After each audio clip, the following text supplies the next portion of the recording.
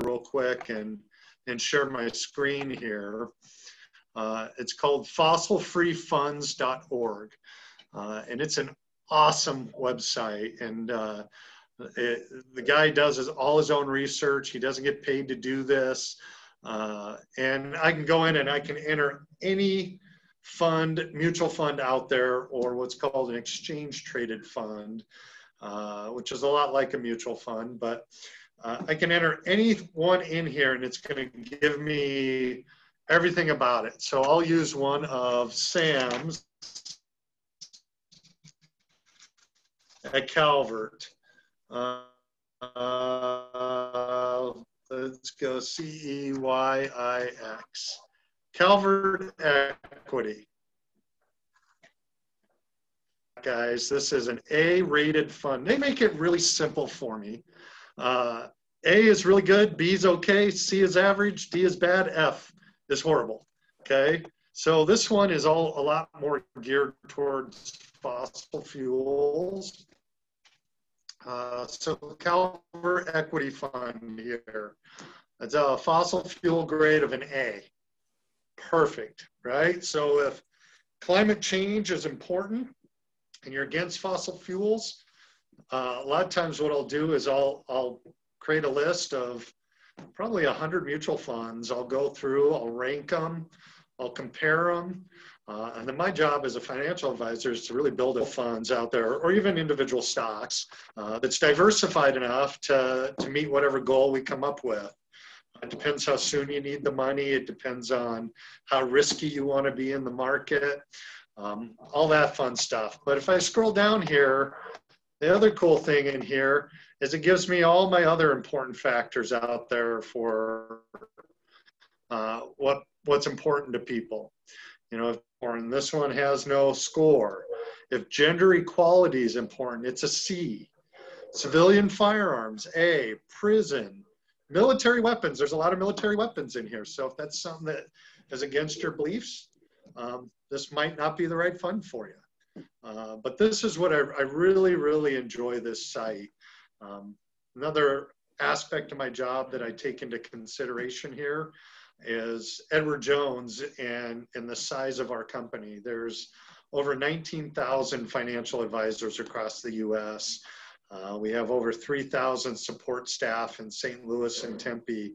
And there's a lot of really smart analysts there that do a lot of research for us too. And they give us a list of socially conscious funds.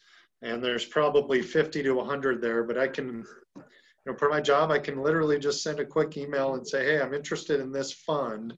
I came across some funds recently, Praxis mutual funds, Ariel Investments, Naticus, a lot of those. And I can just shoot an email over there and say, hey, I'm interested in these mutual funds. This is what's important to my client. Tell me more about them. But I'd say I rely a lot more on this website and people like Sam at Calvert. So I'll switch gears a little bit. I'm going to actually turn it over to Sam. So talk a little bit more about Calvert funds and how they go about their process. So Great. let me go back here, stop my share, and I'll turn it over to Sam. All right, thank you. So hold on one moment. Let me just bring up these slides. So first off, I will just apologize that I do have to keep all these slides together. I'll cut them down to what Keith and I have kind of determined are the most important slides or the themes we really want to communicate with you all. But I will kind of quickly go through a couple of these slides. So I represent Eaton Vance and Calvert, one of our subsidiaries, and really we focus in on responsible investing and how we can help you align your financial goals with your own underlying values. So what you truly care about. So just really quickly, I think it's really important when you look at responsible investing. It's important to understand that what we hold corporations accountable for today has changed acutely. It's changed to the point where we really feel as investors, we have to start taking a look at some of these issues that aren't traditional financial or balance sheet items. And we need to start looking at those off balance sheet risks to better understand the corporations that we're going to invest in for the long term. So really help mitigate some of that headline risk. So I pulled just a couple headlines from the news recently. And I think if you obviously are paying attention to the news, whether it's social unrest, obviously COVID, and then where I am here out in Washington with some of these wildfires, there's a lot going on. And we need to make sure that we're looking at how corporations are really going about their day-to-day practices and also the policies that they have in place to make sure we're invested in the corporations that are doing the right thing from an environmental, social, and governance point of view. Not only are we hoping to mitigate risk, but we're also hoping to identify the corporations that really are an opportunity for long-term investors. Not only will they help the world and really the stakeholders, so the people living in those communities and societies associated with these corporations, but they're also going to help you as investors. If you're invested in a corporation that's at the forefront of new technology or is just mitigating their risk, because they're handling their practices and policies well when it comes to environmental, social, and governance practices, that's a great corporation to be invested in for the long term. So when we kind of talk about what we're hoping to achieve by our investments, we're looking at the United Nations Sustainable Development Goals. There are 17 of these, but they're all different issues that we strongly believe in, and we feel that we can indirectly or directly affect positive change when it comes to all those different problems and really help make the world a better place at the end of the day. When we talk about responsible investing, I think it's just so important to understand what we mean when we talk about responsible investing, because it means different things for different people.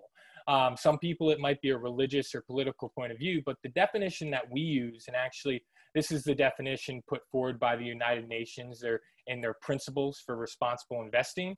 And really what we use is an approach to investing that aims to incorporate environmental, social, and governance or ESG factors into investment decisions to better manage risk and generate sustainable long-term returns. So really meeting those long-term goals, but doing it in a fashion that's going to really bring down the risk for you as an investor, but also generate those sustainable, being able to kind of compound that wealth over a long-term period. So what we mean by those environmental, social, and governance issues, to kind of lay it out there broadly for you on the environmental side of things, that's where a lot of people kind of focus in. They think about those issues when they think about responsible investing or socially responsible investing.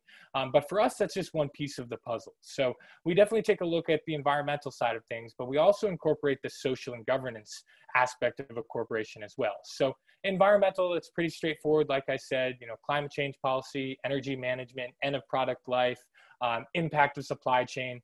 The social side of things, this is more and more important as you look at kind of those last two issues there when looking at employee diversity, but also with COVID, employee health and safety. How are they handling that? What are the policies and practices they have to really help mitigate some of that impact on the global economy, and also those stakeholders, the people that are working for those corporations or live in the communities that these corporations are functioning in. The human supply chain, so think about the people picking and mining those raw materials. How are they being treated? Is that an equitable situation where they have really that right to a brighter future for themselves and their children? And in 2019, we saw a lot about consumer data privacy or security. Really, when you think about a lot of the online resources we have today, they have a lot of information, and how are they protecting that? Are they making sure that they're disclosing how they're using that information? And then lastly, governance. It really is a focus on business ethics, as well as board structure, accounting policies. I always like to use kind of the opioid epidemic as a great example of governance, right? Or a bad example of governance, I should say. How much did they know? When did they know it? And what did they do because of it? That's the type of information that we really want to quantify and be able to use in our traditional, or on top of our traditional financial analysis. So, you can see that climate change is really the most dominant theme, and you've seen that really has continued over into really actions from corporations. But there are many different themes out there that are important. And more, we're not only seeing those values-based investors, so people that care about those underlying issues, but we're more and more seeing those traditional investors that are really just looking for alpha or excess return in their portfolios, looking at responsible investing as a potential avenue for their assets. So that's pretty exciting. Just more assets going towards that space gives you more options as a retail investor. Now I'm going to jump ahead to a couple slides here. The first one here I think is really important, especially when you're looking at it from a business perspective. So this is the S&P 500 from 2011 to 2018. In 2011, only 20% of the S&P 500 was releasing ESG data. Now, 2018, it's closer to 86%. Today, it's closer to 90. But what really that's showing is corporations are getting behind releasing or reporting these ESG information because they're realizing that it has a positive impact on their financial bottom line. So I think it's really important to notice that corporations are embracing that. That's a really good sign to see that capitalism, that big engine that really drives America and really drives a lot of change, is getting behind the idea of analyzing and looking at these environmental, social, and governance aspects of a corporation. Now I'm going to kind of jump forward here to talk a little bit about Calvert and our process. I can definitely send out some more information through Keith, but really we've been doing responsible investing since 1982. We are one of the largest and most diverse fund families. We have about 28 individuals that their job is really to look at those ESG metrics and engage with those corporations. We're a wholly owned subsidiary of Eaton Vance, and as of the end of last year, we had about 21 billion assets under management. But what really sets us apart from some of the other mutual funds or ETFs, as Keith mentioned earlier, would be our differentiated research approach and our active engagement. So I'll kind of fast forward to that. Essentially, when we're looking at corporations, we look at about 4,000 corporations worldwide. And essentially 70% of those names make it through our screening process because we really feel there are no perfect corporations out there. With all these large corporations that you're going to be invested in, no perfect corporation exists. But we want to make sure that they're kind of meeting that baseline. But on top of that, we also want to make sure that we're really measuring them kind of oranges to oranges, apples to apples, and marrying all this information, so environmental, social, and governance information, with financial materiality. So making sure that we're not greenwashing corporations into our portfolios. I use Edward Jones as an example. Is, you know, if they had great environmental practices, which they do, on top of that, we want to make sure that they have great social and governance practices because that's more important to their financial bottom line. So we'll really weight that for financial materiality. And then the part that really gets me the most excited when we talk about our investment approach is really our engagement. So you have so much power as an investor, not only to choose who you want to invest in, but also to facilitate change within a corporation. And that's something that Calvert continually does, whether it's direct dialogue, proxy voting, or shareholder resolutions. Those are really the top three efforts of how we bring about or become that positive catalyst for change. I'll just share a quick example for you here. I know I want to be kind of within our time frame here, but shareholder resolutions, essentially, you have to own $2,000 worth of a corporation for 1 calendar year. Then you can file a shareholder resolution. You have to continue to hold that and then send a representative to that board meeting for them to go ahead and actually address that issue that you brought up. So Calvert continually does that, and one great example is a garment manufacturer. We worked with them to resource their raw materials, in this case cotton, back to the Southeast United States, where the natural watershed can handle that type of cotton production, as opposed to elsewhere in the United States where actually they're dipping into the natural water table, which has detrimental effects.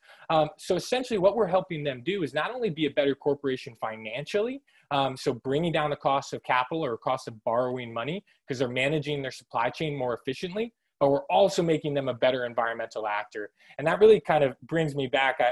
Iona, when you were talking earlier, you were introducing Jenny and just how she was about kind of stakeholder capitalism, something where you're making this work for everyone. And that is something that corporations, especially today with COVID, have started to embrace.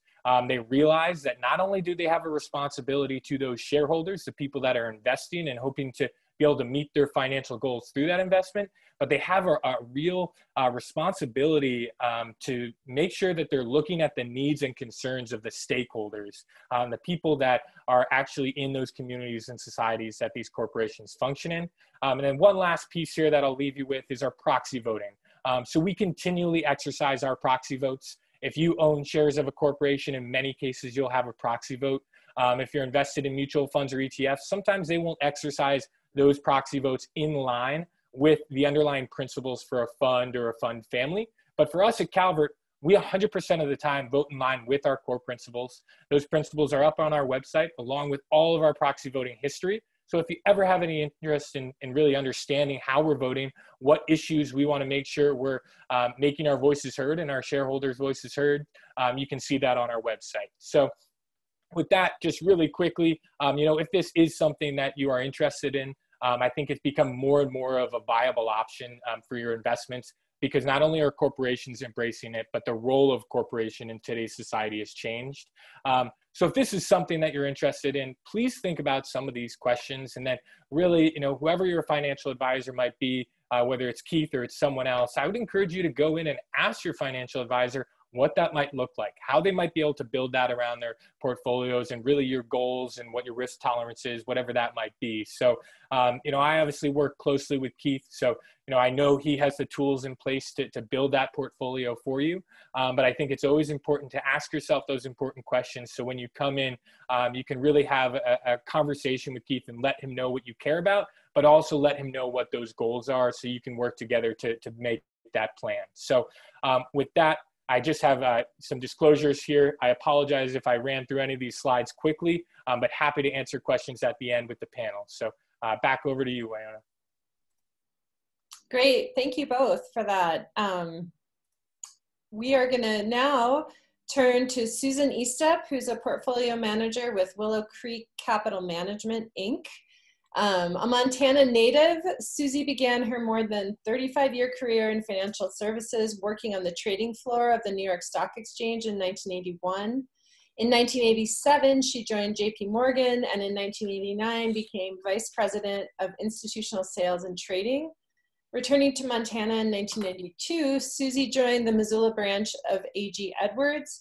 6 years later, she was a founding broker when Smith Barney opened a Missoula location. And in September 2005, Susie moved to Merrill Lynch.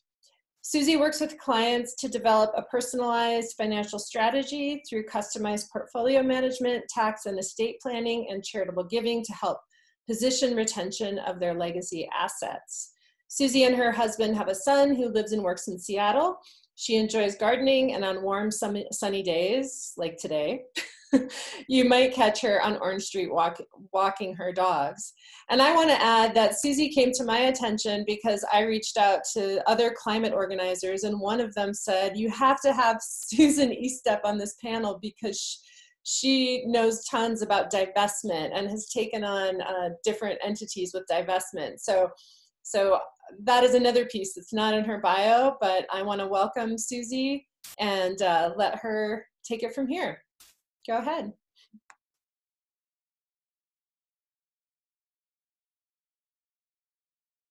Okay, can you hear me now? Okay, so as you can tell from my bio, I've been around the block a few times. And actually that 1981 until today is a little longer than 35 years, but I hate to actually tell my age. So we'll just go with that for today. I'm going to start with a quote as well, because I tend to be an optimist, and we are in a difficult time to maintain our optimistic outlook and our belief system. So this is actually from a guy named David Gardner. And it is, I think, just great. It's just a couple of sentences. Make your portfolio reflect your best vision for our future. Always be thinking ahead. Be optimistic. Think about the world you want to create, because sure enough, your dollars and mine, our capital, is helping shape the world. And it is. So I started in the industry 100 years ago. And back in the day, we called it socially responsible investing, or SRI. SRI was primarily based on 3 legs of a stool, as we used to call it. And one was exclusion. So screening for companies that had egregious environmental records, looking for companies that had, and in those days, believe me, they didn't, more diversity. And then to also do what were called, and still are called, shareholder initiatives. Well, a shareholder initiative is very similar to proxy voting, except that you're bringing the issue to the corporation and working through a process to get the initiative on the ballot. And that was referenced by Samuel as far as what Calvert does on an ongoing basis. I've been involved in a number of those. The only one we ever actually won, as we used to say, was a long time ago against Plum Creek. And Plum Creek was trying to get the Department of the Interior to rezone or whatever, a lot of land up by Sealy Lake. And basically when the railroad had given the land ownership to the various stakeholders, the federal government would get a piece, and then there would be individual landholders, and it was a checkerboard. And so they were trying to have the easements placed across the federal lands so that they could log. And believe it or not, we went through the whole process with Plum Creek. We involved Brian Schweitzer, who again is a name from the past. And just before Christmas or New Year's that year, Plum Creek backed off. The Department of Interior was in the process of a revamping because the election had changed the administration. And so that was the biggest reason. It really didn't have that much to do with us, but it was quite a victory. We've also beaten back Exxon at one point in our lives by keeping them from moving tar sands equipment through Missoula. They were intending to take the equipment up along the Loxa, through Missoula and up to Alberta to build what was called the Curl Project. We stopped them at the Idaho border. The Curl Project, they said would cost them $2 billion. And the Curl Project was just in the last year completely abandoned.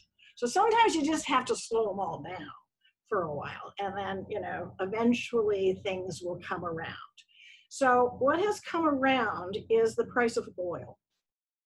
So decarbonizing your portfolio has suddenly become very profitable. So in 2015, the price of oil was $103 a barrel. 2014, the price of oil was $103 a barrel, fell apart, went as low as I think 28, recovered back to the mid 50s and 60s, and then kind of lumped along there for a long time. But what it did do was take a lot of these older and more clumsy ways of getting carbon out of the ground and made them unprofitable. Last year, with COVID hitting, suddenly the airplanes weren't flying, people weren't driving places, consumption went way down, we were way, way, way oversupplied, supply, demand, and the Saudis and the Russians got into a interesting tiff, which was not at all what it looked like. But again, those factors pushed the price of oil way down. And again, as long as oil stays below $50 a barrel, many of the fracking companies, the ones in the Bakken, the ones in the Permian Basin, they're not profitable. So what we're seeing now is the price of the companies that are invested heavily in assets in the ground, or as I'm sure you've all heard of stranded assets. Oil and gas companies are allowed to count what their reserves are in the ground before they take them out on their balance sheet. So if they can't get them out, suddenly their balance sheets go to heck. So we've seen the price of the shares of oil companies, gas companies, most of the major fossil fuel and the frackers substantially injured during the last year of trading. The sector's down 50%. So if you're invested in a carbon-free portfolio, of which I have a number of clients, the good news is that you avoided at least the last 5 years of a really difficult environment in those stocks. The other good news, though, is that that's just the beginning. Coal is dead. I know it doesn't seem like it's dead yet, and we're still fighting the good fight with Northwestern Energy and the ports in Oregon and Washington refusing to take Northwestern's coal-generated coal to ship overseas. However, for the most part, because again, the drop in the price of oil and natural gas, it is no longer viable to take it out of the ground, and we're seeing that in Colstrip right now, although, as I said, we have a fight with Northwestern. So how do you how do we manage a portfolio so that we can avoid these companies, and that we also are proactive around investing in companies that are doing good work in the solar world, in the wind world. There's a lot of alternative energy that is very viable now by price. And there's a lot of work being done. There are countries all over the world, including Germany, that have an incredibly high percentage, something like 75% of their energy is sustainable. So there are lots of companies out there that are doing that work. Now, the interesting thing when you're investing, though, is that those companies that make wind turbines and solar panels, they're not energy companies. They don't fall into that category in your portfolio. They're industrials because they're making the machines. So a lot of portfolios, you can completely eliminate big oil, you can eliminate the frackers, you can get rid of the natural gas, and you can invest in alternatives and have it be under a completely different set of structures. So we have been very, very active in trying to seek out newer companies. Some of them are newer companies that were old companies. Plug Power, for example, Seattle, 15 years ago, 20 years ago, they're working on battery technology using hydrogen, which was then very dangerous, but now appears to be, they've solved those problems.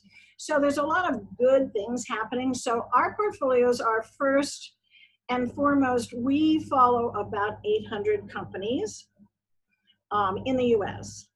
Of those, we first screen for the financial viability, profitability, the things that will make our clients money. And then we love you, Calvert. We use your screens, among others, to run them secondarily through everything that you all have done the work on. And most of what that is listed on the website, so we can just, you know, run it. I have a quant in my team who's really, really good at spreadsheets. So we run them through your screen. We also use Domini. And then lastly, I read all the research, because having been at this for so long, it is really interesting to me to see where the positive aspects are. And then again, to make sure that we're doing the best we can to keep companies out that are, again, using old world energy to hasten climate change. So climate change is probably my largest mission in the world. And right now, in the last 4 years, we've had nothing but disappointments in terms of regulation, in terms of how things are working. However, as I said, the other thing is that we've also seen the price of oil plummet. So there has been not a lot of profitability in that. Exxon's got an enormous number of stranded assets on their balance sheet. Their stock is off 60% this year. It's the greatest thing ever. So part of what's happening is happening organically. And then we just have to go in and say, okay, these guys are doing the right thing. These guys are doing the wrong thing. I run a number of different portfolios, and I'm going to show you one slide, if I can do it, which I'm not an expert as this, as you can see from my lack of clarity on my screen. Let's see, share screen, and there it is. So this, can you see that? This is very simply the S&P 500 overlaid with the ETF SUSA, which is the SRI/ESG ETF, or exchange traded fund. And as you can see, this is 10 years. You didn't have to give up anything in performance. And most recently, they've been trading absolutely in tandem. And this isn't quite up to date. So I think you would see the last 6 months for certain, given the fact that the technology sector has been so strong and the oil sector has been so weak, that this kind of investing is actually more profitable. ESG portfolios tend to be long technology, partly because the companies have always been run by younger management teams, And there was an expectation that because of that, they would be more inclined to have a social conscience, or, you know, make sure that they adhere to the social contract. We're finding now, of course, with Facebook and a lot of the other companies, that that's not true. But nevertheless, it's a constant battle. It's a constant back and forth. So the first thing we do is look for profitability, forward earnings, what we think the company will make in terms of how our clients will do with their returns. And then secondly, we run it through the set of screens. And then third, I read all the research. So we have a relatively small number of clients. We have a couple $100 million under management. So we're just like the ants compared to the Calverts of the world. On the other hand, because of that, we're able to absolutely customize your portfolio. So if you have other kinds of concerns beyond making your portfolio carbon free, we can make that work. If you don't want animal testing, or you want animal testing you're okay with it for pharmaceuticals, but not for cosmetics, we can do that. And that's the beauty of staying small. My carbon-free portfolios are annualizing at about 9.7% right now, which again, we've had a very odd market this year. So I would expect over the long term that that's maybe a little high, but it totally depends on what's going to happen across the board with the pandemic, with the economy, what the effects are. We still have an enormous number of people out of work. I do not, however, expect the price of oil to move substantially higher.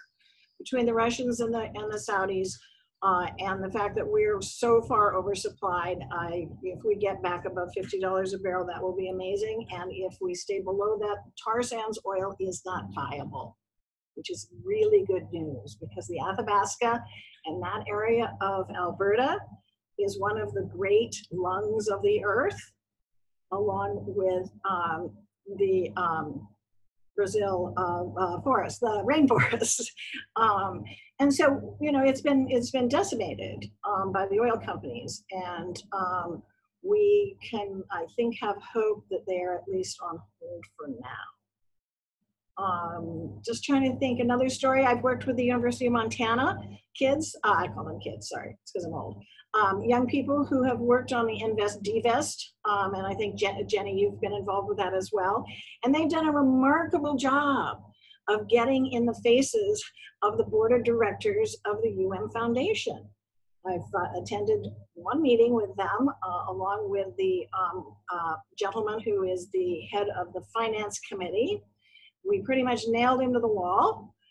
Because somehow one of our young people had secured a list of the portfolio that the University of Montana held, and we ran it through our software and were able to come back and say that, and explain to them exactly how much exposure they had to fossil fuels, to oil, to gas, and then also, interestingly enough, hedge funds.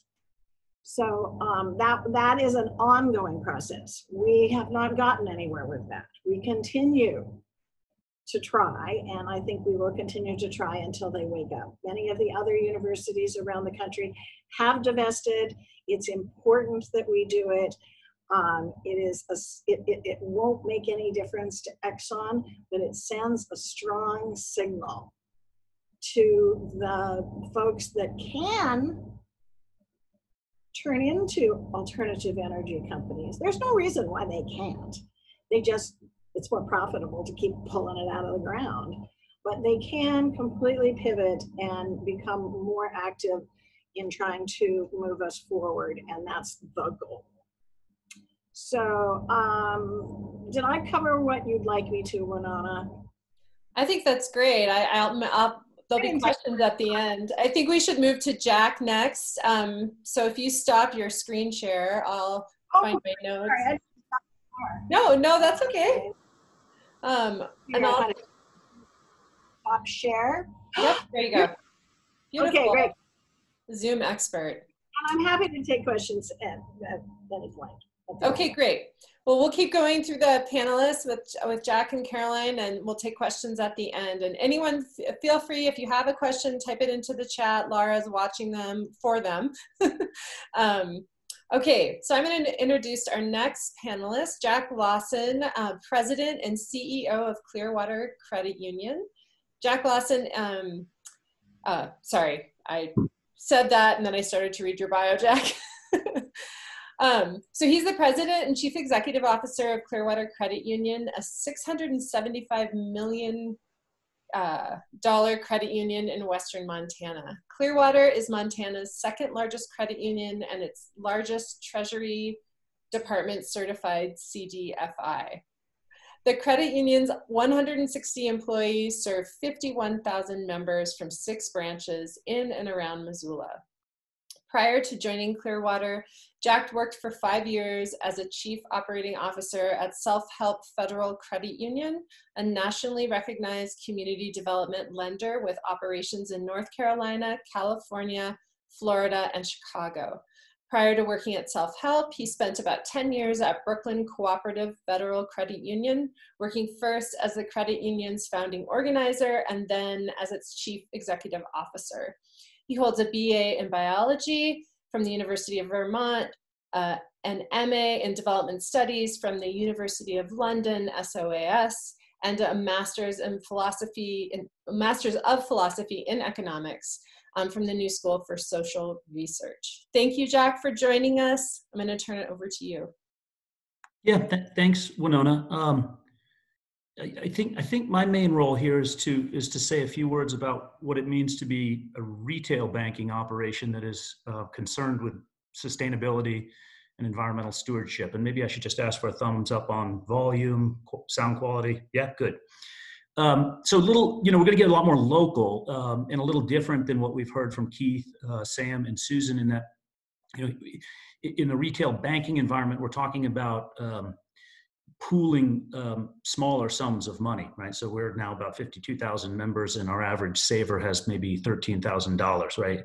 And we're also then talking about not so much targeted investments with larger sums of money, but the pooling of those savings and the transformation of those savings into thousands and thousands of small loans throughout a community for much more mundane purposes like cars, houses, small businesses. So some of these questions about decarbonization become very challenging for us, even if very important.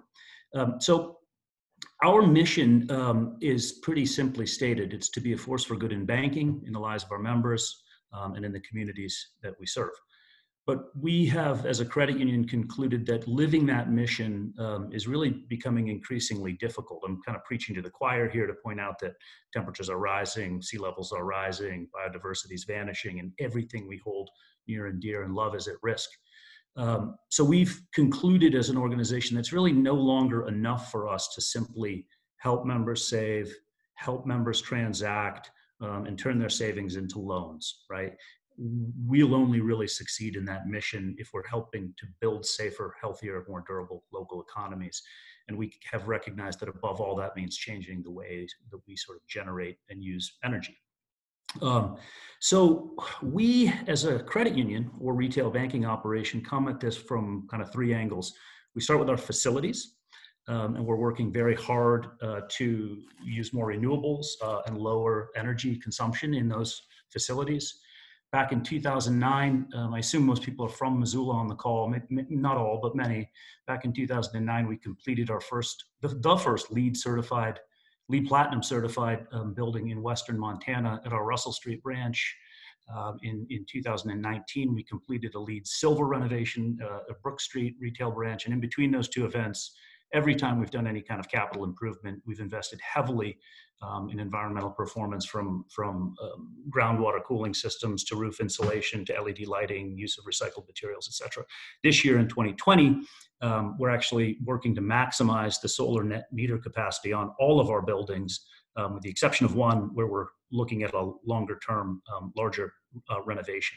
Maximizing solar net meter doesn't get us as far as we'd like to go. The local residential and net meter rules could be a hell of a lot more friendly to those of us who want to use distributed renewables. But that is where we're at, and we will do what we can. Facilities improvements, I want to say, are relatively easy for a retail banking operation. Unlike most other businesses or households, we are not cash constrained, and the fixed assets that we hold on our balance sheet are typically very, very low, less than 5%. So the real challenge for us becomes, how do we go deeper in living this mission that we've talked about? So the second thing we start to do is we look at our business operations more holistically, not just facilities, but the way that we kind of work together. Each year at the credit union, we conduct an environmental impact assessment.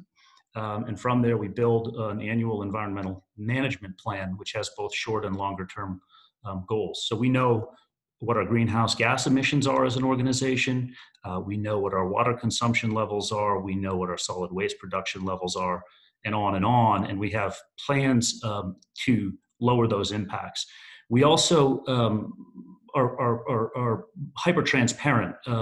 You can go to our website, you can access those documents, you can find the reporting. We believe that transparency is really, really key in this moment. And that with transparency comes discipline and better performance at lessening those impacts. When we started measuring these types of impacts, we set a goal for ourselves of reaching carbon neutrality by the end of this year, 2020, in our business operations, I should be clear. And I'll come around to what I'm talking about there. I'm pleased to say we'll make it. I should stress that we're going to make it partly because we have purchased some carbon offsets, which we regard as stopgap while we continue to drive down the direct emissions component of our business operations. And I think Carolyn's going to talk a little bit later on about what we've done in the offset space, something we're very, very proud of. But I'll say it again, we do consider that stopgap for ourselves and believe that we can do more directly. So I'm sort of covering facilities and business operations and getting on to the main course here, which is, to be perfectly honest, that if you're looking at a retail banking operation, the real power's in the balance sheet, right? Not our facilities, and not in our business operations, but in our balance sheet. And for a credit union like ours, mid-sized, now managing about $700 million in total assets, about $250 million in off-balance sheet in a mortgage servicing portfolio. You know, our total operating spend is in the neighborhood of $23 million. So, you know, the balance sheet is 40 times that. And if we're going to transform the energy economy, that's going to require a massive reallocation of capital. And this will show up or not on the balance sheets of banking operations. So we recognize the need to evolve our balance sheet, but we also recognize the challenge of it. We finance pretty mundane, normal business, normal activities. We sort of stand with one foot in this economy and one foot in the next one. And our balance sheet is largely made up of loans for homes, loans for small businesses, loans for vehicles, not all of which have a low carbon output impact. So step one for us on balance sheet is just getting serious about measuring, monitoring, and publishing the carbon impact of all of the loans and investments, all of our assets on the balance sheet. We have joined a small but growing group of banks and credit unions and are putting to work a Dutch kind of platform for carbon accounting system. We're putting that to work in the US context. And I think by the end of 2021, we'll be in a position to make public the full carbon impact of our balance sheet. We, as I said, know that we have a long way to go as an organization to minimize carbon impact of our lending operations. But we believe strongly as well that we won't make much headway at all if we're not willing to begin the measurement process and then get public about where we stand and start working with our membership to educate, ensure we have the right product, service available to help those members also change their behaviors, get more electric vehicles on the balance sheet, get more efficient buildings on the balance sheet, finance more local renewable energy. And the easiest part is ensuring that our investment activity, which is pretty minimal, isn't in extractive fossil fuels at all, which it isn't today. So I think that I'll kind of close there. We started down this pathway because we recognize that, our mission to be a force for good takes us well beyond basic banking and needs to do so. But we also recognize that this all makes very good business sense for us, right? Economic change, building a new energy economy brings lending opportunities. And promoting the right kind of change is also just good risk management for us. And then finally, I think really important for us to recognize that if we can stay at the forefront of progressive environmental change in this way, we're also going to recruit and retain the very best workers available in the local economy. And that's what all of our success is ultimately built around. So happy to take some questions later on, and thanks for the invitation to participate. Wonderful. Thank you, Jack. Thank you for your time. Now I'm going to introduce our last panelist to speak, Carolyn Lauer, who's the project director with Climate Smart Missoula. As Climate Smart Missoula's program director, Caroline works on a wide range of projects to help make Missoula more resilient and equitable. Her focus for the last year has been developing our countywide resiliency plan, Climate Ready Missoula, working with the local architects, engineers, and developers to decarbonize Missoula's building sector, and establishing the Footprint Fund, a local carbon offset fund. She holds a master's in urban planning from the Harvard Graduate School of Design, where she focused on the intersection of climate change, affordable, healthy housing, and creative financing mechanisms. Welcome, Caroline, and take it away. Hi, everyone. Zoom hates my computer's audio, so I am going to share my screen for a few more technical slides, but I'll be coming in on my phone's audio. So let's make sure we can see this. Can everyone see my screen?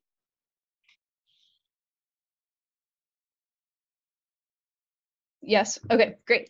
Okay, so as Jack's presentation got a little bit more narrow from the first couple of presenters, and we're gonna get even more narrow and talk about pooling even smaller amounts of money, but still having big impact in our local community. So today I'm gonna start kind of broad with just going over what an offset is, make sure we're all on the same page, talk about what requirements it must fulfill, narrow down to one specific example that Jack mentioned that we partnered with Clearwater Credit Union, the Missoula Housing Authority, and MMW Architects to create an offset opportunity. And then zoom out then a little bit about how you all can get involved in this new project we're calling the Footprint Fund, to purchase offsets that will keep your money in the community and make a real difference in the lives of Missoulians. And then since Winona circulated a few emails before the event about touching on the racial equity and social equity pieces of financing, I'm going to offer a few concluding remarks on how this can be a real pathway to achieving those goals and reducing the socioeconomic disparities in our community right now. So what is a carbon offset? I'm sure a lot of us are familiar in some sense, but technical definition, it reduces a measurable and verifiable amount of carbon in one place to compensate for carbon emissions elsewhere. We often interact with these when we purchase flights. So that's an example. Say you emit a certain amount of carbon when you fly to visit your parents, and then you pay to have a company plant trees that reduces the same amount of carbon you emitted while you were flying, and it takes that same amount of carbon out of the atmosphere. So you're emitting in one place and reducing in the other place. Now, carbon offsets are actually, trees are one really popular example, but it doesn't have to be forestry projects. It is a common one, but it could also be biogas capture at an agricultural site, capturing all the biogas that comes off of waste. It could be weatherizing homes across a community and reducing residential energy use. But regardless of what the project looks like, it has to meet a couple of strict requirements, and they are regulated and they need to be verified. So they have to be measurable. You have to know how much carbon you're taking out of the atmosphere. You have to be able to verify that amount of carbon. They have to be permanent, which means that carbon stays out of the atmosphere. And that one is getting a little bit trickier with forestry projects as forest fires are becoming more prevalent. It's definitely something we're encountering as we move forward. And then they have to be additional. And I want to pause on this because this is a really important part of carbon offsets. It's this concept of additionality, which means that the project would not have happened without the purchase of the offsets. Sometimes it's easier to think about this in the inverse. So say your neighbor has plans to plant 5 trees at the local park, and they've got the money, they're going to do it no matter what. And then you give them $100 to help with the costs, and you want to claim the amount of carbon that comes out of the atmosphere from those trees because you gave $100 towards the project. But that would not count as an offset because it was going to happen regardless of whether you gave the money. But say you give that $100 and your neighbor goes out and buys 3 more trees to plant than they would have originally, then those are offsets. But that is a really important part of how we think about offsets and how we determine what's legitimate and what's not. And one great example in our community that hinges on this additionality piece is the project that Jack mentioned, the Cornerstone Housing Project. So the Cornerstone Housing Project hasn't been built yet. It's 12 units on Great Northern Loop. It's transitional housing for folks who had been previously unhoused and they're coming into the rental market. It's run by the Missoula Housing Authority. MMW is doing the architectural aspects of it. And basically what happened when it was first drawn up by the architects, it had plans for heat pumps, which is a very efficient way of heating and cooling our buildings, but it's a little bit more expensive than the upfront costs. And the project costs went higher than they expected, and they had to cut back on a few things. And so the project manager said, we just can't do heat pumps on this project. And it is a huge energy savings to have heat pumps in the building. So Climate Smart had been working with MMW on some other related projects, and they had mentioned this to us of, gosh, this is such a huge missed opportunity. Meanwhile, we also work closely with Clearwater Credit Union as great partners, and we knew that they were trying to become carbon neutral, but they couldn't get there right now. As Jack said, needed some stopgap funding to get there. And so Clearwater, MMW, and the Missoula Housing Authority were able to come together and think really creatively about this project, knowing that the heat pumps, while a little bit more expensive right now, were a huge win for the tenants. It would mean lower utility bills throughout each month. It would mean more comfortable units, better control over the internal temperature, and of course, a huge carbon reduction for our community as we are trying to meet our community climate goals. And I can't stress that enough because these missed opportunities are not just for 1 year, one snapshot in time. Once that building is built, that's 100 years of emissions that we are locked into without a retrofit. So it's really important that we capitalize on these opportunities. And so Clearwater and Missoula Housing Authority were able to enter into a cost sharing agreement where each put forth half the amount of funding required to get those heat pumps installed. And then because Clearwater wanted to claim offsets, they were able to claim all of those offsets. I believe it was for about a year and a half or almost 2 years of their operational carbon emissions. And Jack, feel free to correct me if I got those numbers wrong. But because it would not have happened without Clearwater's investment, they get those offsets. And it's a huge win for our community and for those people and families living in those units. And throughout all of these conversations, we realized there are a lot of missed opportunities happening in our community right now. And there are a lot of people who are either living in, public housing or just traditional housing that is really expensive for them that could benefit from extra funding to help with weatherization. And one of those partners in that work is the Human Resource Council. And so we've been developing this project, which we're calling the Footprint Fund, where you can purchase offsets locally to reduce your own carbon footprint. And it's very appealing to a lot of Missoulians. Maybe your house isn't set up for solar and you want to reduce the amount of carbon that comes from Northwestern Energy Supply. Maybe you bike as much as you can, but you still got to take the carpool to school every once in a while and you want to offset those vehicle emissions. We can't all be perfect. We can't all live net zero, but we can use our money to get closer to that net zero mark with offsets. And a critique often with offsets is that they're far away from where we live. We can't see the money, we can't see the projects, maybe they don't seem as transparent. And so that's a real aim of this project, is to keep the money here in Missoula and to make a difference for fellow Missoulians and tackle two huge problems at the same time, one being our climate goals and also our affordable housing crisis that we have here.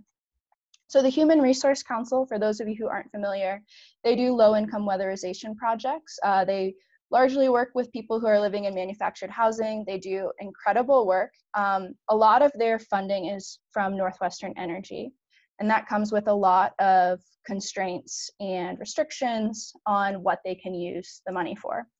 I won't get too much into that, but in talking with them, we realized that there's so much work to do that they just don't, even if they had all of the workforce to do it, they don't have enough money to physically do each of the projects.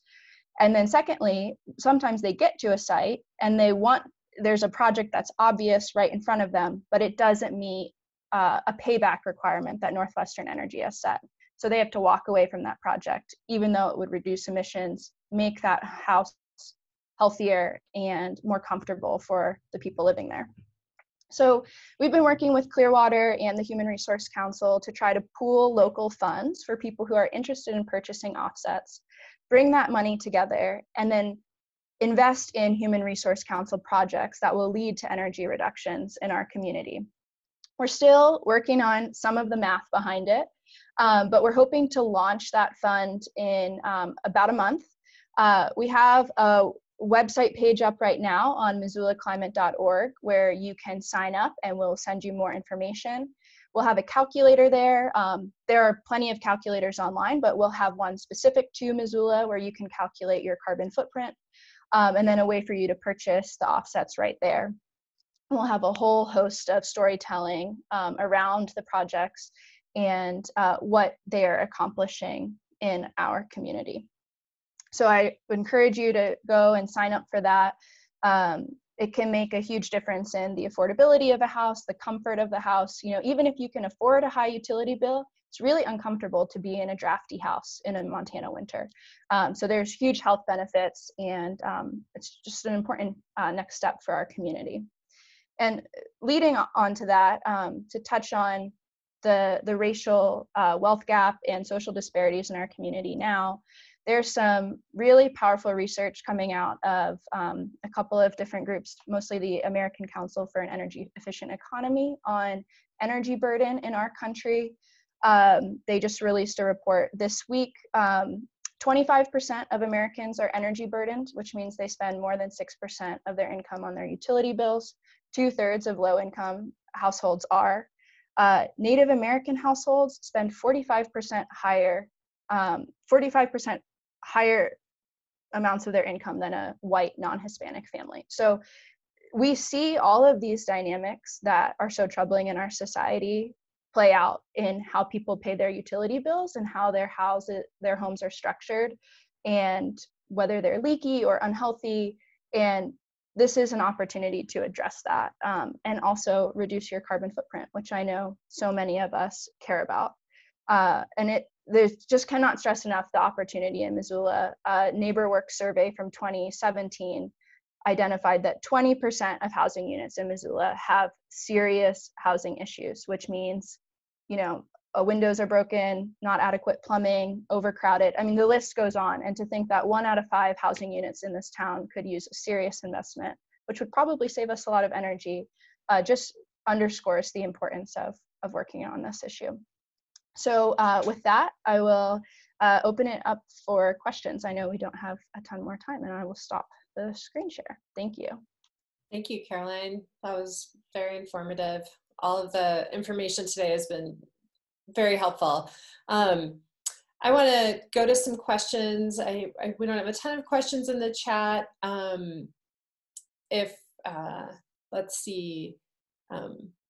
Maybe we'll start with Andrew Connor's question, and it's for Jack, which is, would it be possible for Clearwater to give preferred loan rates on vehicles or homes that meet certain emissions / sustainability goals? Yeah, thanks, Andrew. Good question. It certainly would be possible. We don't do it today, is the answer, but it certainly is possible. Why don't we do it today? We price all of our loans to basically cover costs and generate about 85 basis points of return after that. Now, a lot of assumptions go into it, and we don't always get all those assumptions right, but we're not a profit maximizer. We're sort of a not-for-profit community lender. What I'm trying to say is there's not a lot of room in pricing to drive the prices down even further. Now, I'm not sure that's the right position for us. We're having a constant internal debate about this. Some of us are leaning more toward building preferential terms, larger loan to values, longer term loans, rather than attack it, incentivize it on the pricing side. Because honestly, we don't take any more profits than we absolutely need to out of our lending operations already. So it's hard for us to price any lower.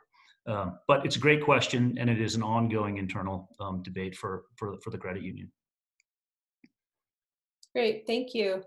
Can I just follow up on that real quick? What about Go ahead. disincentivizing carbon-intensive loans to carbon-intensive construction or vehicles by raising the rates on them? Can you say that one more time? I didn't hear the first part of the question, Andrew. I was just going to say, what about the flip side of that? What about, instead of offering lower rates for better ones, what about offering worse rates for more carbon intensive things that you loan to? Yeah, great. Also a great question. And we don't do it. There's certain things we just don't lend into.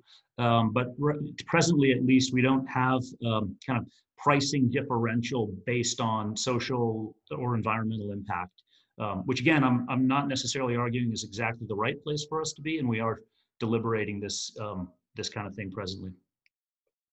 Great, thanks. I would like to go, I'm looking at Jenny. Jenny, did you want to jump in with another question there? Are you good? Okay, all right. I'd like, Beth Shank, would you be willing to ask your question? I'm not sure I'm going to capture the spirit of it correctly, just I'm not sure what some of it means. So I'm going to have you ask. Which one did you want me to ask? Oh, well, whatever's the priority for you. Okay, I got to look at it, just a sec. Well, Amy kind of answered my question to Jack. So I would like to understand better. So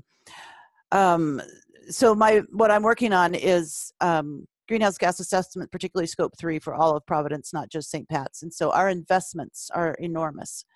And I want to understand the methodology for not just evaluating what the emissions are, but then determining how much really of those emissions that are from our investments would we want to offset, which we plan to do by 2030. So it's kind of a formula for both understanding the emissions from investments, looking at company by company, I think, that we're invested in, and then determining what portion of that might be up to us. So can anyone speak to that?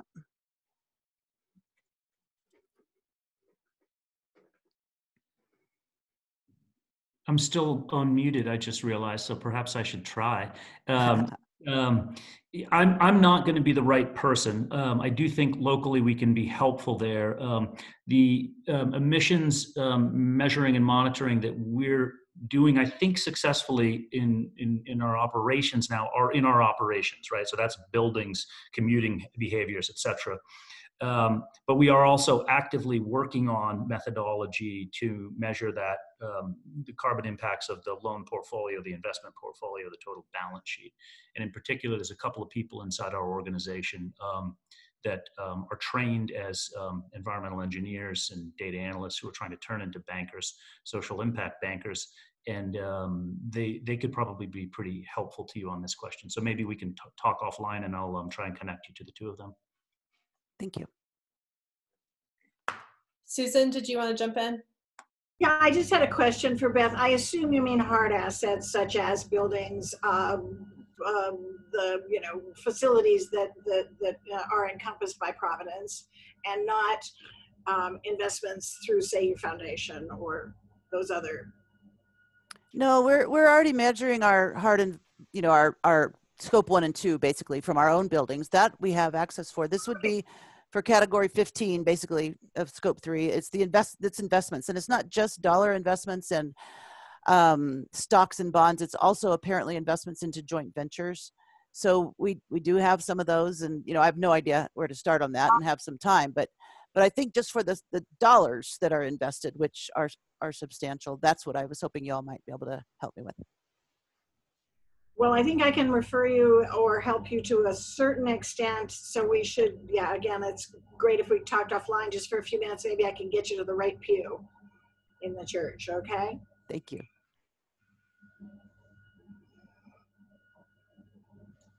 Okay, I'm going to pose a question, unless someone else has another one just right off the bat, to Keith, which is, how hard is it, Keith, for people to, or Susan, to move their money and their investments? Yeah, I'll like a happily. small investor like our family, like I kind of know the answer to the question, but I think if you and Susan wanted to speak about that, that would be helpful for folks on the call. Yeah, it's, I'm sure Susan's the same way, but we've got a whole established process that we go through on this. And it really does start with what's most important to you. Then building the actual portfolio, transferring investments over, it's actually fairly simple. It really is. It's a couple of forms to come over and then change the investments into the proper funds or stocks, whatever you're interested in. It's actually really, really simple. It's literally a transfer form that we can fill out to bring in the funds and then put them in the right investments that meet your goals and your wants and your needs. I think the biggest challenge that we face when we're trying to help someone move their portfolios or move their assets are tax considerations. So anything that is not part of a qualified retirement plan that maybe has some legacy positions in it. And for years, I would see portfolios that had huge positions in Exxon and IBM. It seems like every trust company in the entire world just bought Exxon and IBM. But if the cost basis is so low, then we have to work through that potentially over a period of time and manage the capital gains for you. So sometimes it's a longer process than just, boy, we can fix this and get you in the right stuff. Because again, over a course of a period of time, we may need to assess tax issues. And as that's the only real large challenge that we face. And I think that Keith is in the same position where we just run up against, something with a very low cost basis and the taxes make you choke. And so we have to try to do it over a period of time. Yeah, I was speaking more just in terms of qualified retirement plans, but you're absolutely right. Cost basis information does affect a lot of brokerage accounts with a lot of legacy positions. Agreed. Yeah, I can't tell you how many Exxon Mobil positions I've had to trade out of over 5-year periods in the last 100 years I've been doing this. Yeah, there's a lot of opportunities there to look for tax loss harvesting type stuff to try to offset those gains, but it is a lot longer process. You're right, which I'm sure Susan's the same as I am. I always say to people, it's easiest, bring in statements of your investments and let's sit down, let's go through them, let's analyze them, let's figure out what's best for you. Yeah, our process we call observation recommendations. So basically, no strings attached. We'll be happy to look at what you have. We'll make observations. If you want recommendations, I'll make those too. I promise you leave better than you came, even if you make a choice to not work with us. So I'm sure Keith is the same process. Great.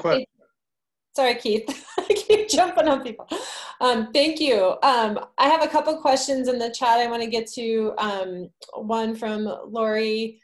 For those of us with government retirement in TSP, there are minimal options and none for responsible investing, but the money seems so safe there. Are the funds and the companies that you all represent actually as safe? I'm happy to jump in on that too, as I'm sure Susan is.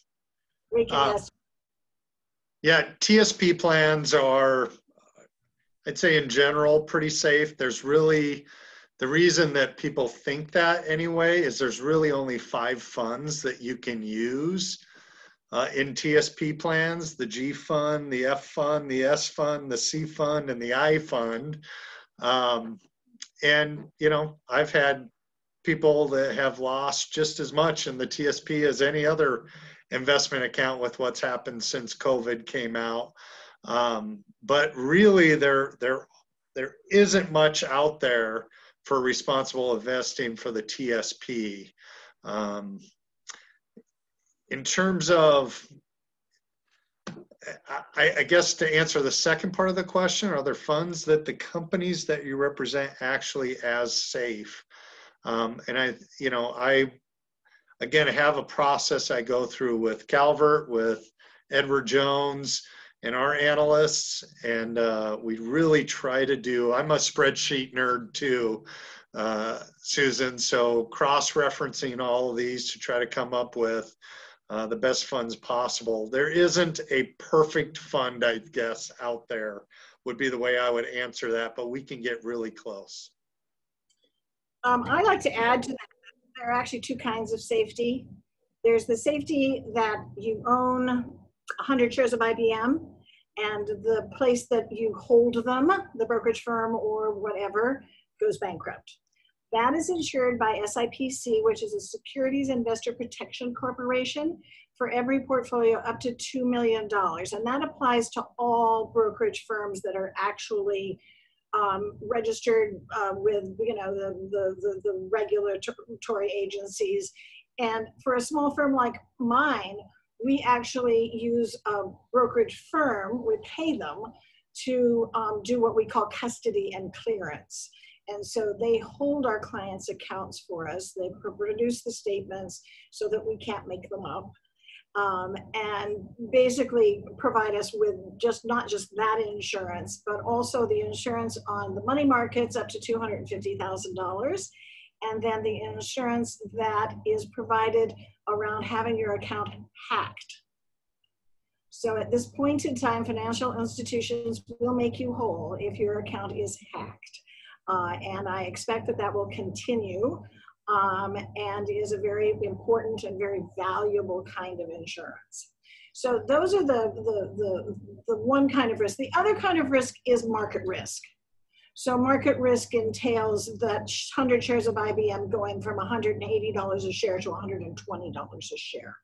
There's no firm, whether that is one of our firms or the TSP, with the exception of their government fund, that can ensure that your prices of the securities inside your portfolio won't go down in value. Now, the G fund is guaranteed by the full faith and credit of the US government. So that is the single exception, you know, to that within the TSP programs. But again, remember the TSP program, the funds themselves are just made up of a lot of stocks or a lot of bonds or a lot of securities outside the US in the I fund. So the value of those will change, and there's no way to guarantee against profit or loss on those. The TSP is pretty conservatively managed. But again, in terms of comparing returns, the other advantage they have is they have very low internal expenses, because everybody who works for them to do the portfolio management side works for the government. So, you know, the person who's doing my job or Calvert's job is a government employee. And so because their expenses are quite low, they can be competitive in their returns. Although generally they're, I don't know, 100 basis points below their indexes in general. But there's 2 different kinds of risks there. Great. Capital markets, and then loss of capital principal through default. Great, thank you, Susan and Keith. We're coming up to 5:30. I want to be respectful of our time, but I know Jenny Mish has a question. And then if there are other questions, you can put them in the chat and we'll try to do a follow-up, or at least point you in the right direction in the follow-up document. Go ahead, Jenny. Thanks, Winona, and thanks everybody on the panel. This has been really fantastic. The whole reason that I'm here is actually because I engaged with Winona by email about the whole question of racism and white supremacy and how we divest from that, and how critical that is now, in addition to the carbon issues. And obviously Carolyn addressed that quite a lot, but I'd be interested to hear, Jack, is there a way that there could be a fund for investing in Indigenous businesses in particular? Or maybe Sam, is Calvert working on a strategy for how to really assess white supremacy and allow screens for that? We don't have much time, but I'll just throw it out if somebody has something juicy to offer. And Winona and I are talking about maybe a future panel. So if you're interested, stay in touch. Yeah, so really quickly, I can address some of the things that Calvert's been doing, because it is something I think that when you look at the investment landscape, one, right, you have all that power that we talked about, whether it's proxy votes, shareholder resolutions, great ways to really facilitate that change. So I would encourage you maybe to, because we are a little short on time, John Stroyer, our president and CEO, recently put out a statement, and his last name for you is S-T-R-E-U-R. But he recently put out a statement just how we're hoping to push corporations to address diversity, not only from the point of view of kind of looking at it on paper and saying that you have a diverse workforce, but how are they including those voices that oftentimes are not included in the kind of investment process, but also the decision-making process for a lot of these corporations? How are they incorporating that into their day-to-day business? And really what we've been pushing a lot of companies to do is start releasing what their equal opportunity kind of plan is, what they've done to take steps to have that diversity. And then also on our website, I think it's important to understand, I think everybody, if you're on this Zoom, you understand why it's important to have that diversity. But there's so much information out there as to, increased GDP or, better long-term corporate success, having a diverse corporation. So a lot of reasons behind that. And also, we also took a strong look in the mirror with Calvert, kind of starting with ourselves and saying, how can we start taking the right steps, not only to make sure that our hiring practices are more friendly to giving opportunities to people of diverse backgrounds, but how are we also giving them the opportunity to build their career within Calvert, and how are corporations that we invest in and work with, how are they doing that as well? So not only their hiring practices, but making sure there are those mentors and kind of the avenues to continue their career within the corporations we invest in. But I, again, think that John Stroyer's statement really lays it out for you. And that's where you're going to find a lot of information of how we're engaging with corporations on our Calvert Impact blog. So that might be my little piece, but I hope you look at that. Jenny, you asked whether we're sort of have opportunity or are doing anything in this area as well. And I think we have more opportunity than what we're doing. The kinds of things we're doing or a touch on philanthropy. For one, we as an organization do we do 5% of our net income each year in local giving. That we're not a large philanthropist. That translates to something in the neighborhood of $300,000 per year these days. And a lot of that goes to Soft Landing, IRC, Salish Kootenai Housing, American Indian Policy Institute, newly formed on campus, and scholarships for Native population. Secondly, we have been actually paying for our employees to attend Tobin Shearer's anti-racism classes, which has created some interesting internal dialogue and audit practices, if you will, on our own sort of policies, procedures, and attempts to discover places where we might be biased implicitly and just not as inclusive as we would like to be. And then finally, there's I think it's an interesting example of, while it's not a fund, we bank almost the entire refugee population and do a lot of financial literacy work with that community. And early on realized a need for sort of credit building activities. People are coming to the country with no credit history at all and have a very difficult time accessing credit to buy cars or et cetera, get a credit card or whatever. So we developed some new product to help people with zero credit history and very short-term employment history get access to loans. And lo and behold, it's not just refugee community that needs that, right? So it's a kind of an exciting knock-on effect that we're realizing, like, you know, this is a product that should be offered much more broadly throughout the membership. So those are some examples, and I think there's a lot more we could be doing. Wonderful. I think we should wrap it up. I really appreciate everyone's time, and I want to be respectful of your evenings, and I have to go pick up my dog and my daughter, so I definitely need to wrap it up. I want to thank the panelists for your time, expertise, energy that you've contributed to this event. Thank you so much. And thank you to everyone who showed up and stayed with us. We had a really good retention on the Zoom call. It's one of the better ones. The last few minutes, people have started to go off to beer 30, I think, but I've been impressed. So this will be, we recorded it. I started slightly late, apologies, but we will share the recording through email with everyone who signed up. We'll put it on our website at livableclimate.org, and we will share some additional resources that we get from the panelists and on our own with everyone who signed up for the event today. So thank you very much for joining us.